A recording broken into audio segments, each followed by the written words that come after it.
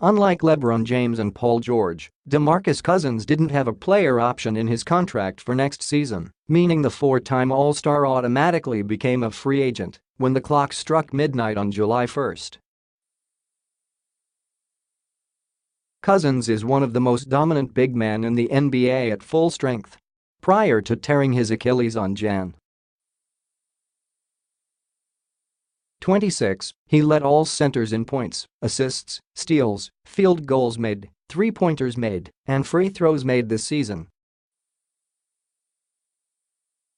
Cousins was also third behind Andre Drummond and DeAndre Jordan in total rebounds.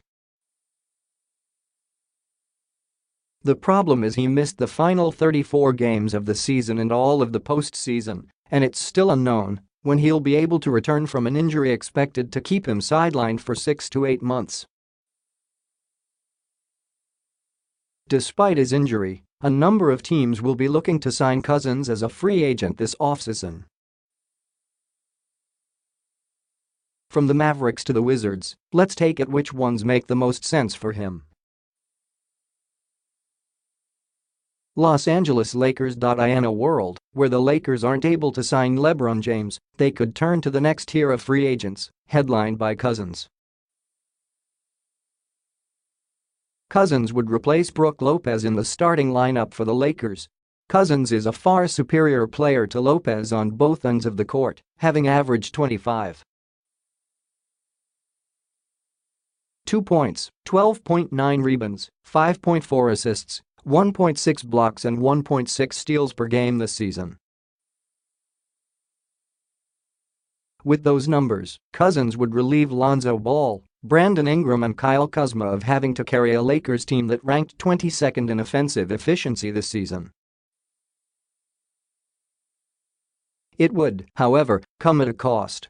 Whereas Lopez had a usage rating of 23.5% this season, Cousins stood at 31.9%, giving him the fourth highest mark in the league behind James Harden, Russell Westbrook and Joel Embiid. If Cousins can make a full recovery, his ball dominance wouldn't be a problem for the Lakers because he could accelerate their rise in the West. If he can't, it could stunt the growth of their younger players, assuming the Lakers don't move some of them to surround Cousins with more established veterans.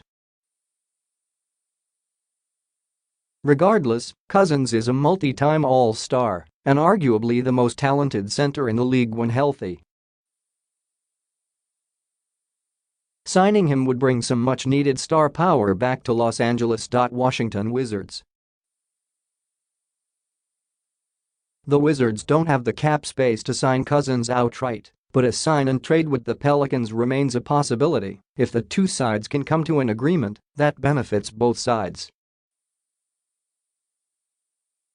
One option would be trading Cousins to Wizards in a deal centered around Otto Porter Jr. While Porter isn't close to being the perennial All-Star Cousins is, he's developed into a versatile defender and an elite three-point shooter. Porter has knocked down an average of 1.8 three-pointers per game at a 43.7% clip over the last 2 seasons, making him one of the best spot-up shooters in the league. Sliding him into the starting lineup alongside Jrue Holiday and Anthony Davis would therefore give the Pelicans the 3-and-D wing they've been looking for. For Cousins, suiting up for the Wizards would give him an opportunity to play with John Wall again. The two were teammates at Kentucky, and they form a natural pairing on the court, with Wall being an elite pick-and-roll scorer and Cousins being the rare big man who is as comfortable picking and popping as he is picking and rolling. Cousins would be able to help Bradley Beal too, both as a pick-and-roll partner and a capable playmaker with the ball in his hands who can take some of the attention away from him when he isn't sharing the court with Wall. The combination could be what the Wizards need to take the next step following years of falling short in the postseason. New Orleans Pelicans. Cousins and Anthony Davis still haven't played much together. Cousins only appeared in 17 games after the Pelicans acquired him at the trade deadline last season and 48 games this season. Their record stood at 27-21 when Cousins went down with his injury in 2017-18, but they had won 7 of their last 8 games, 3 of which came against playoff teams, with their starting center averaging a near triple-double at the time. The question now is whether that's enough for New Orleans to believe the best is yet to come for Cousins and Davis, the alternative being letting Cousins walk to double down on the team that swept the Trail Blazers in the first round of the playoffs and put up a good fight against the Warriors in the second round.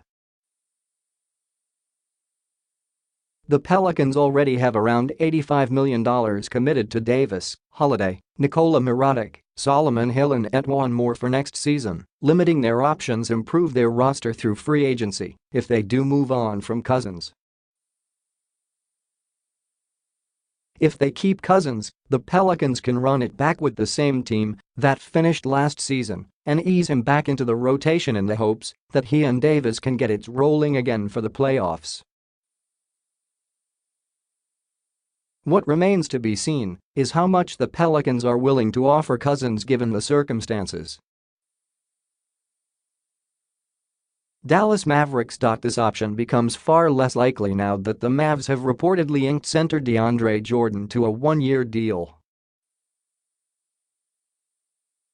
That said, it's still an intriguing fit and Cousins saw some success with a different type of Twin Towers situation in New Orleans. Even though the Mavs are coming off a season in which they won 24 games, they have some intriguing pieces already in place that could put them in position to compete for a spot in the playoffs with a dominant force like Cousins on board. His ability to space the floor would open up driving lanes for Dennis Smith Jr., and he'd take the scoring burden off Harrison Barnes, who has been tasked with averaging nearly 20 points per game since becoming the No. 1 option on the Mavericks in 2016. If Cousins is ultimately looking to be the face of a franchise again, the Mavericks might be his best bet this offseason. Wildcards. The Cavaliers, because of LeBron James, this probably isn't an option if LeBron leaves in free agency. They would form a terrifying 1-2 punch, though. The Trail Blazers, because of similar reasons as the Wizards, Damian Lillard, CJ McCollum and Cousins would make for a dynamic trio in Portland. The problem is the Blazers don't have the cap space to sign Cousins as a free agent, so I sign and trade is the only option. Would the Pelicans want Evan Turner, Mo Harkless, Myers Leonard and/or Al-Farouq Aminu in return for Cousins? If not, they'd struggle to match salaries without including McCollum.